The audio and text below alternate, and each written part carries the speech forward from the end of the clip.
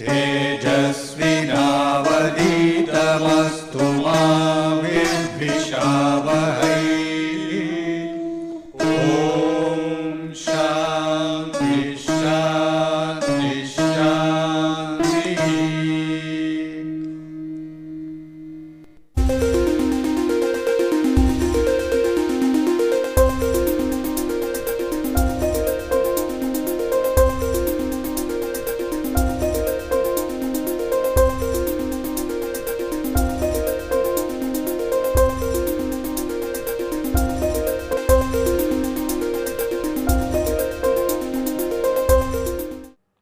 Yeah, we were talking about normality flow rule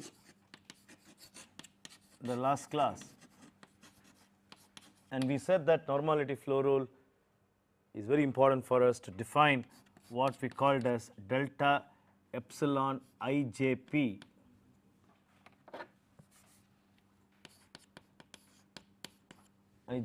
or in other words epsilon dot IJP. So, I said already that they are very similar, and we wrote down that epsilon dot IJP can be written as lambda dot dou f by dou sigma ij. Remember that actually this is the yield function. You can either capital F or small f, because the second part of the small of the capital F does not have sigma ij, so it does not matter. So, our whole idea first is to calculate what this particular part of this equation gives us, right. That is where we stopped, and we said that that is a constant which we have determined, and see what is the physical meaning of delta lambda dot, that also we will see in a minute. So, in order to calculate this this particular part of the equation, especially for Mises, von Mises solids, let us recognize that the first part of the Mises solid is written actually, though we said it is in terms of sigma, it is actually written in terms of J2, okay, and that we wrote that as a function of J2 minus sigma y epsilon bar p is equal to 0. I am sure now you know what is epsilon bar p, so it is the equivalent plastic strain. More specifically, this becomes root 3 root J2 minus sigma y epsilon bar p is equal to 0. Remember that J2 is equal to half Sij, where S is the deviatoric part of the stress tensor. In other words, in order to calculate dou f by dou sigma, I have to use the chain rule. So, how do I do that? I say that then in this case it is actually dou f by dou J2. I could have started it with dou capital F, it does not matter. So, dou f by dou J2 by dou S by dou sigma. So, that is what will give me dou f by dou sigma. To write this in an indical notation, which will make our job easier, you can write that dou f by dou sigma ij is equal to dou f by dou J2 by, how do I write that, dou SKL by dou sigma ij. Look at the way we have written. So, we know that when I repeat this, then there is a summation involved in K and L, right. And one more relationship I know, of course I have to use that, and I am sure all of you know it, that SKL in terms of sigma KL, I have to write it in terms of sigma KL, and that is, what is that?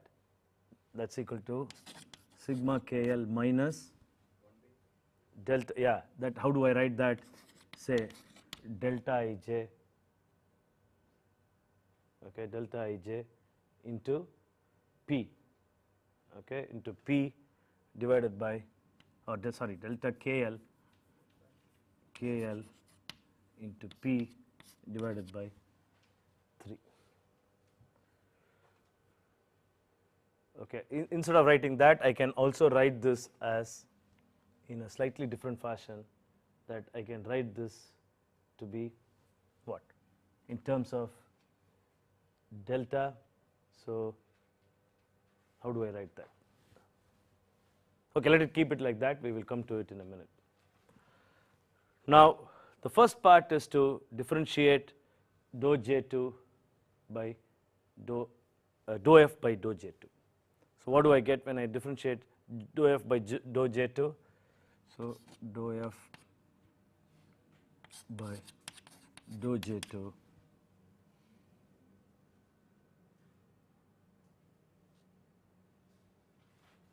is equal to what?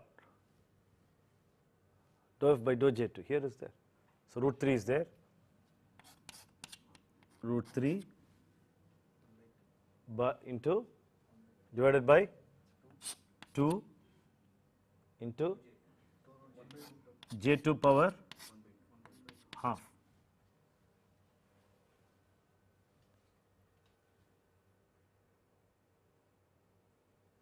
Right? So, that is the first thing. Then I have to differentiate dou J2 by dou S, okay, and dou S by dou sigma. So, let us dou J2 by dou S happens to be Sij, and let us now differentiate dou S by dou sigma. Now, when I differentiate, look at that carefully, dou S by dou sigma, what is the result of this? What is the result of differentiating this tensor S with respect to another tensor sigma? What will you get? How many terms will you get? Yes, so that is correct. So, Sij, it will be something like you can say that it is dou Sij by dou sigma KL or dou SKL by dou sigma Ij. That means that what you will get here is a fourth order tensor, okay, and in fact, okay, this dou SKL by dou sigma Ij is fourth order tensor. In fact, it is very similar like dou epsilon KL by dou sigma Ij, if you can write, okay, the result will be our C. So, I have to now calculate dou SKL by dou sigma Ij. So, how do I get that? Look at this expression here and tell me what is that I will get. So, I have to get, let me write that clearly, dou SKL by dou sigma Ij.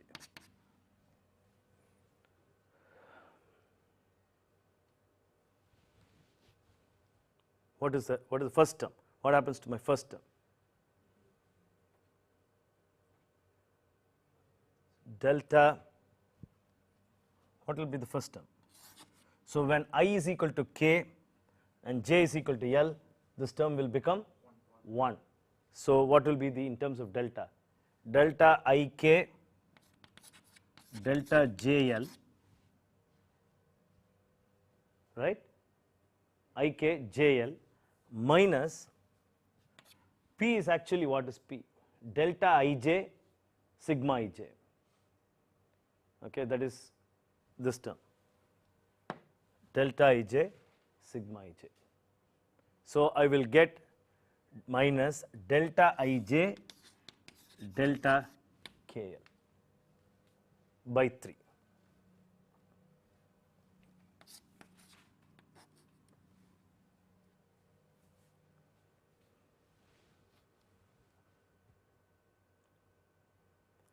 Okay.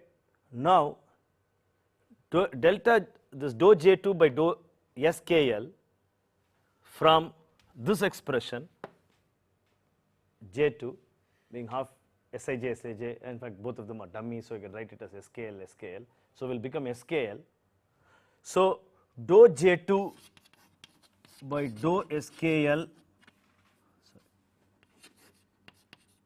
SKL into dou SKL by dou sigma Ij will be this multiplied by SKL.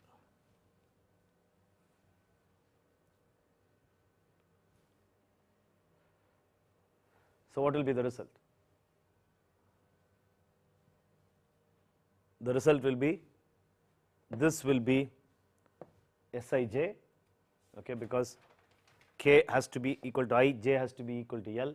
So this first term will give rise to Sij, and what will be the second term? Delta KL SKL, delta KL into SKL, that happens to be S11 plus S22 plus S33, that happens to be, no, SKL, delta KL into SKL, delta Ij, delta KL into SKL. So delta KL SKL is the trace of the deviatoric tensor, and that happens to be 0. So the result of this is equal to Sij. Okay. So note this carefully, that it is just not, you cannot just differentiate this and say that this term here, what I have here, is equal to Sij. You have to really go through a very detailed process in order to say that the result is Sij. In other words, the result is Sij because when you multiply these two terms, it so happens that the result is Sij. Is it clear? Okay. So this term now happens to be Sij. Then I have some more terms. What are the terms? Into, look at those terms.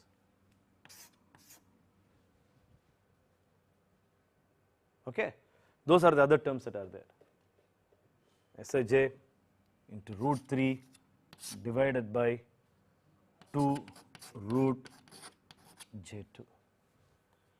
Okay, so in other words, epsilon dot IJP can be written as lambda dot into root 3 by 2 root j2 into Sij. What is this in terms of equivalent stress? We can write this in terms of equivalent stress. Yeah, equivalent stress. So equivalent stress is what? Root 3 into root j2.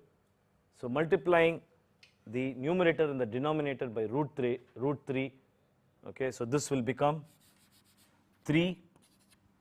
When I put root 3 here, root 3 into root j2, that will become equivalent stress. Remember that equivalent stress was written as root of 3 by 2 Sij. So this is how we wrote the equivalent stress. So this is what you get, okay, when I substitute properly the dou f by dou sigma ij, okay, in the normality flow rule. So what does this equation now tell you? Look at that. What does this equation tell you? No, there is no power here. We are talking about the epsilon dot IJP. In other words, look at these terms. These terms are scalar terms. Okay, the tensorial terms are here and here. The plastic strain tensor, okay, or plastic strains are coaxial with the deviatoric stress. Both of them, or in other words, both of them are in the same direction. It's very simple. It is like saying that if I say V is equal to a velocity vector, V is equal to, say I say 3I, what does it mean? It means that my velocity is in the direction of I, right? Both of them, both the vectors are coaxial. They are in the same direction. That's what it means, okay, when I say V is equal to 3I. In the same fashion here you see that it's a very important result that this and this are in the same direction, and that proportionality I had 3 there here, okay. On the other hand, I have, in this case, I have this set here. Okay. Of course, this derivation is valid only for my Mises, von Mises criteria, but it would, this equation would change, okay, with if the my yield function is different. Is that clear? Any questions? Okay. Now, having done this, now let me just recapitulate what all we did. So we had a lot of plasticity theory going in the last class. We talked about yield criteria, we talked about hardening rules, isotropic and kinematic hardening, and then we talked about loading unloading criteria, and now we talked about normality flow rule, and we derived the relationship for normality flow rule as well. We also talked about equivalent plastic strain and of course the Mises stress is a result of what? The result of Mises yield criteria. So having done all this, what is my goal? What am I doing, or why am I doing all this? Remember that when I want to calculate the plastic strains and deformations in a one-dimensional element, what we essentially did was to calculate, what was that? ET. Remember that we had AET by L. So my whole idea here is to calculate an equivalent ET, or in other words, for a multi-axial case, this we called it as D, or in other words, we have to calculate DT. So how do I get DT? Now what is DT? Remember that d sigma by d epsilon is what we called as ET, and hence dt is nothing but d sigma by d epsilon is equal to dt. Is it clear? Look at that. D sigma by d epsilon is equal to dt.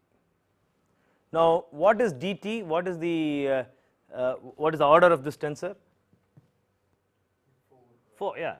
So dou sigma ij, similar to what we did in the case of SKL.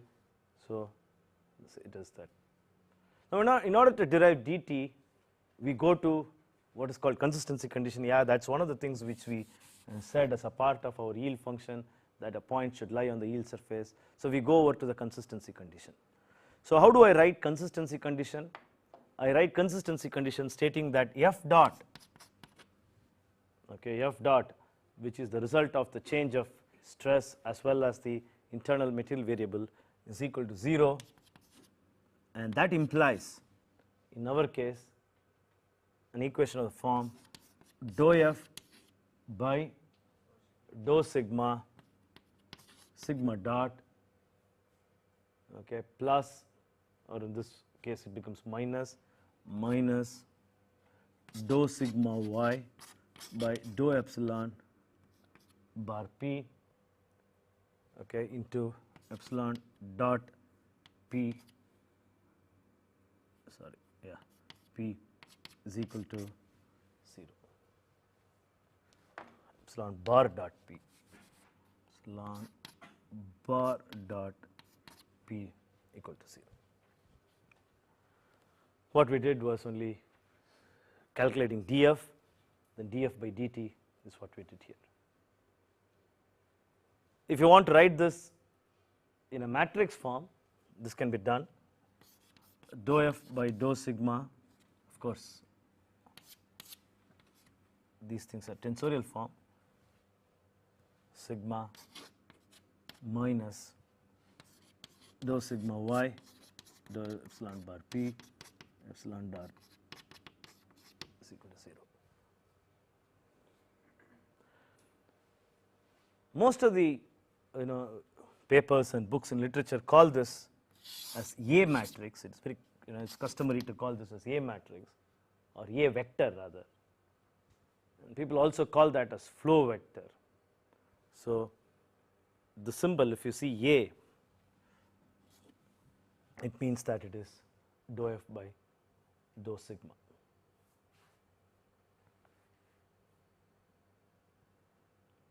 Right? Okay. We know how to calculate dou f by dou sigma. We did all those exercises only now. Now ultimately what is that I want? I want a relationship between d sigma by, sorry, I think it should have been d sigma by d epsilon, not. So I want a relationship between d sigma by d epsilon, or in other words sigma dot and epsilon dot. So how do I get, so my whole point is how do I get the relationship between sigma dot is equal to say dt epsilon dot. That's the whole idea. Now having defined this epsilon bar dot p, okay, I can calculate that from now my definition of epsilon dot p is equal to lambda dot, okay, let me call that as dou f by dou sigma itself. Now, so that epsilon dot p, taking the inner product with itself, epsilon dot p is equal to lambda dot squared into dou f by dou sigma into dou f by dou sigma. In a matrix notation, what it means is that we say this is a column vector, you can treat it as a column vector. In a matrix notation, this inner product simply means that we take epsilon dot p transpose epsilon p is what we take and write like this. Now situation is very simple. Okay, what I'm actually first step what I'm trying to do is to find out what is this proportionality constant. Remember that was a proportionality constant. My first job is to get, if possible, some sort of an idea of what this proportionality constant is. Okay, so what I'm going to do now is to substitute for this, from this result I'm going to substitute it there and see what I get. Okay, so let me substitute for dou f by dou sigma from here. Okay, see what is that you get. So this is equal to lambda dot squared. Why not you try? It's very simple. I would like you to try that and tell me, because that will give you some sort of a revision for what all you have done. Substitute this and tell me what that expression is. Look at this, okay, and then substitute it from 3 by 2 sigma e Sij. So for this substitute 3 by 2 sigma e Sij and see what you get. So I will get 2 times 3 by 2, okay, sigma e squared. So I will get 3 by 2 into 3 by 2 into 1 by sigma e squared into Sij. Now let's see how you. Yeah, because there is a dou f by, how did I get this value? Yes, dou f by dou sigma is this, we just calculated it previously. Okay, we said lambda dot, so this we calculated. Okay, remember that we did that in the previous step. So I'm just substituting it, okay, now in terms of S for dou f by dou sigma, which I have there. That's all I'm doing, nothing else. So I'm substituting it here and I get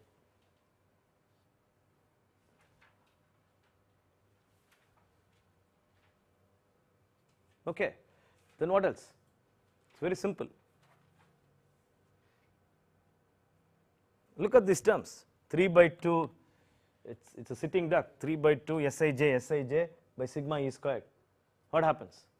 What is the definition for sigma e? 1 by 2 Sij. That is J2, root 3 by root 3 of 3 by 2 Sij. So 3 by 2 Sij by sigma e squared. What happens to that term? Whole thing goes off. They cancel out. So this whole thing cancels out. So you have lambda dot squared into 3 by 2 is equal to epsilon dot p, epsilon dot p. Now what is the equivalent plastic strain? What is this? This is nothing but how do I write that in indical notation. I can write that in indical notation as like that. Now, what is the equivalent plastic strain? 2 by 3, correct, 2 by 3 epsilon. So, multiplying by 2 by 3 on either side, okay, that is multiplying that, and this side also by 2 by 3, that goes off. And remember that this was root of the equivalent plastic strain. So, that becomes epsilon bar dot p squared is equal to lambda dot squared. So, in other words, what is lambda dot? Hey, simple, that is all. Lambda dot has a meaning, and lambda dot is equal to epsilon bar dot p. So, that proportionality constant now clearly comes out to be the rate of increase of the equivalent plastic strain. So, that is the meaning for lambda dot. Yes, any questions? Yeah, have a look at it. Maybe I will give you a minute to see all the steps. Any confusion, let me know. So, look at those steps, what we do. Right? No confusion? Fine. So, now let us come back to what I am going to do is to replace what I have here with lambda dot, so that I can get lambda dot. Okay, so, let us come back to this equation, which is my consistency condition. Now, remember that we had used this dou sigma y by dou epsilon bar p, or strictly speaking it is d sigma y by d epsilon bar p, because sigma is only a function of epsilon bar p. If sigma can also be a function of some other damage parameters, we said. In this case, since it is just a function, so you can write it also as d, okay, does not matter. And what is that? What is this? That is the plastic modulus. Okay. So, this can be written also as, what is the symbol we used? H. So, this equation can be written also as A transpose sigma, if you want it, okay, in a matrix form, minus H into what? Epsilon bar dot p, which is equal to lambda dot, right, and that is equal to 0. Is it clear? Right? Okay. Now, this is one equation we have, consistency condition we have. Now, we said, if you remember, that of the total strain in the elastoplastic region, we can split this into an elastic part and a plastic part. This is additive decomposition. We said it is perfectly all right for small strain cases. Okay. So, from that, we also said that the elastic strains keep increasing and so on. We saw the phenomenological approach as well for this. So, in a multi-axial situation, how do I write this? I can write sigma dot, which is actually d sigma, equivalent to that, is equal to d into epsilon dot minus epsilon dot p. So, what is essentially this? This equation is the multidimensional equivalent of saying that d sigma is equal to E into d epsilon E. It is the multi-axial equivalent of that. Here this d is that dt. No, no, no, no. What is this d? D is the elastic. Please note that this d is not dt. We had, remember we had E, Et and H. So, the equivalent of E in the multi-axial case is d. Remember this is the same as B transpose dB. Material property matrix. Material elastic property, yeah, what you get in B transpose dB. So, this is the elastic part of it, right? Is that clear? Now, what is epsilon dot p? epsilon dot p, from this expression I can write it as lambda dot a. Okay, so I will replace epsilon dot p to be lambda dot a. Oh, sorry, this should be a transpose sigma dot. Both of them are dot quantities. Dou f or yeah, dou f by dou sigma into sigma dot this dot. That's how it should be. So lambda dot a. Right. Now let me substitute this equation into that equation and see what I get. Okay. So actually this is a matrix form, I shouldn't have written it as a matrix form. It does not matter if you want to write this also in the matrix form, then I can write this as d epsilon dot minus a lambda dot a. I am switching from matrix to a tensorial form. I mean this, since you are now familiar with it, so it does not matter which form I use. Okay. I wanted to say this both because papers in this area use both these notations. That is the reason why I am using both of them. All these things are matrix, this and this. Okay. This is a D matrix, the familiar D matrix that you write. So now my idea is to get what is lambda dot. So from here I want to get, substituting it inside, I want to get lambda dot. Let us see, please substitute it, look at this expression, please substitute it and let us see what you get for lambda dot. Look at that expressions. Substituting there, so I get A transpose sigma dot is equal to D epsilon dot. So A transpose D epsilon dot, that is my first term, right, minus second term lambda dot is there. So lambda dot A transpose D A dA, that is my second term, minus H lambda dot, okay, is equal to 0.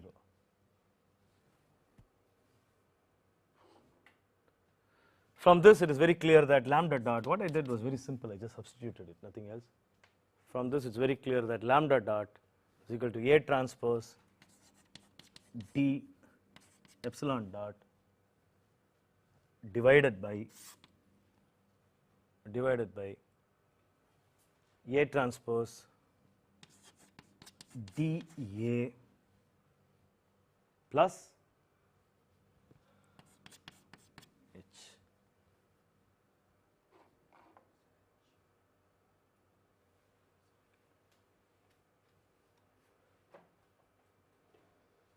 Is that clear?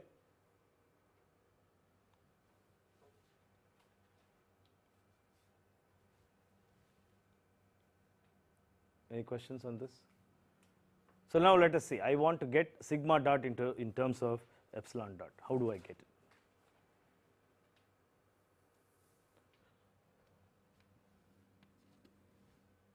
How do I get it? Very simple. Go back to this expression here. I just removed it. That is this expression on. Okay, let me write that expression back here. Sigma dot is equal to D into epsilon minus epsilon dot minus epsilon dot P.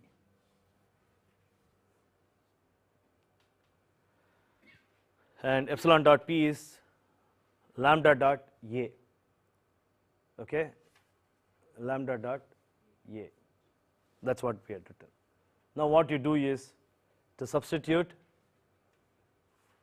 for lambda dot. In fact, small trick there, I will write it as A lambda dot because just a scalar quantity, lambda dot is a scalar quantity.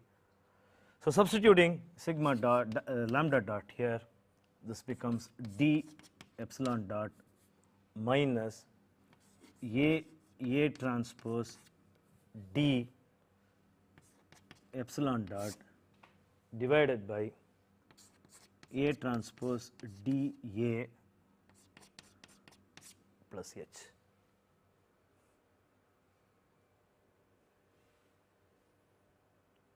Is that clear? And this term can now be written as a slightly different fashion. How do I write that? I write this as sigma dot is equal to d into I minus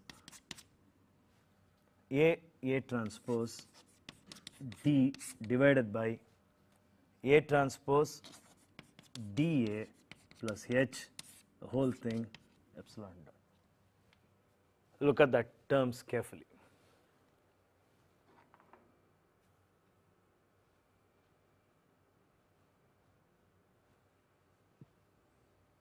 Does it ring a bell, this equation? So this is a very, very crucial equation. So this rings a bell, and say that that is the dt epsilon dot. Note how we wrote our ET matrix before. AE by L, we had taken it outside, okay, and said that 1 minus, remember, we wrote that 1 minus, what is it? So there are two terms, okay, in similar fashion, one term and another term. We said that with time the stiffness matrix actually, okay, becomes less stiff, or in other words ET assumes a smaller value, and that the plasticity effects are brought in, okay, through this, right. In the same fashion, this is, we write this, and that's the dt. Now this has to be used where? This has to be used for stiffness matrix. So K now can be written as, or K tangent, okay, tangent stiffness matrix. K tangent is written as B transpose dt B d omega.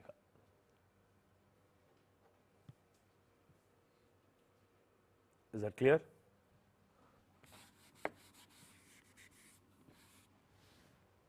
Yes. Is valid for both the elastic region and also plastic region? No. So this dt valid for elastic region. In elastic region, it's very simple. This will not be there. This term will not be there. So obviously d will be there. Same way, the problem is done exactly in the same fashion as we did one-dimensional case. There's no difference. You always check whether you are in the elastic region or plastic region. So how do I implement this? It's very simple. So I have an element, okay, I had commented on this before, but now I think it will be very easy. So you can, before I talk about more difficult issues, let me finish comment on this. See, you can calculate this by, for example, numerical integration, Gauss quadrature rule. So what you do is, suppose I have an element and I use a 2 by 2 Gauss quadrature rule, which is very common for this, okay. Then I calculate at each of the Gauss quadrature point, I calculate these k, okay, or in other words, I multiply this, calculate this and multiply this by a weight, and then add this out. It may be possible that all in an element, not all nodes, or sorry, all Gauss points have yielded. It is possible that one has yielded, other might not have yielded, and so on. So in fact, plasticity gives rise to jump discontinuity within an element. So it is possible that a part of the element might be elastic and other one may be in elastoplastic. So this may be in elastoplastic, this may be in plastic. So it is customary to hold also in every Gauss point what are called as history variables, and one of the history variable that you hold is a yield switch. You say whether this Gauss point is yielded or not, you will have a yield switch, okay. It is customary to do that. It's also necessary that as history variables we hold plastic strains. So if you really look at it, every Gauss point has a series of history variables. In small strain case, this may be say around 12, and in finite deformation case it can be 22. Okay, so in every Gauss point you will hold 22 variables. So for every element you will hold 4 into 22. In fact, I am going to expand that in a minute. 4 into 22. So you will consume enormous space in nonlinear analysis, basically because of these history variables which have to be kept track of at the Gauss points. Is that clear? It is very important also that you update these history variables. History in the sense that the term history comes up because it is the one which follows the history of loading of that element. Is that clear? Okay. Now, having done that, I have to backtrack a bit and then look at certain problems that may arise at this place. So what is the problem that is going to arise? Can I use it straight away? Yes, certain problems you can use it, but certain other problems you can't use it. What are those problems where you can use it and where I can't use it directly? Exactly. So what happens, we were told in our earlier classes that the Poisson's ratio in the plastic region happens to be 0.5. We were told that this is because of incompressibility of the material, but I already commented that the material here is nearly incompressible, right? It's because the elastic strains or elastic part of the strains are not incompressible. So in other words, in the elastic region you have only Poisson's ratio of 0.3, and in the plastic region you have 0.5. So if you consider plastic strains strictly, it is 0.5, but if you consider elastic strains of it, it's only 0.3. That's what we meant. So it is nearly incompressible material. So what does this incompressibility give you? What are the problems that it gives? Remember that our old D matrix, go to my previous classes on linear elastic case, you will see that in D matrix we had a term outside that big matrix, we had a term which involves 1 minus 2 nu. Okay. Now if nu goes to 0.5, you will see automatically that D matrix goes to infinity. Okay. So what really happens when the D matrix increases? When the D matrix increases tremendously, the stiffness matrix K, okay, also becomes highly ill conditioned, with the result that you have a condition called mesh locking. There is no deformation, there is a propagation of stiffness, and so the mesh locks. So under this condition, if you actually do a problem, okay, you will see that there will not be any displacement of this whole mesh. This is typical not only in this kind of elastoplastic problem, but also in incompressible elasticity, where, say for example, if you are analyzing rubber, you will again have the same problem where the material is incompressible, or nu is nearly 0.5, and you will get into difficulty. So what do I mean by mesh locking? So if you look at a mesh, then the mesh just won't move. We will see in a more detailed fashion what really happens. So if I have a mesh like this and apply the load, the mesh won't move, or in other words, there won't be any displacement of these nodes. That's called as mesh locking. The whole of efforts of various researchers in the past decade or decade and a half has been directed to look at this problem of mesh locking. How do you now handle this incompressibility condition? Now can I do something here, play with it, and then can I remove incompressibility? Not remove in the sense that remove the problems of incompressibility. There have been various approaches over the years, okay, and these can be broadly be classified as mixed variational approach. I am not going to talk immediately about mixed variational approach because I need to do some more things before we can talk about that, but I am going to talk about a very interesting effect that comes up when I do not fully integrate the terms that are involved in the stiffness matrix, but do what is called as selective reduced integration.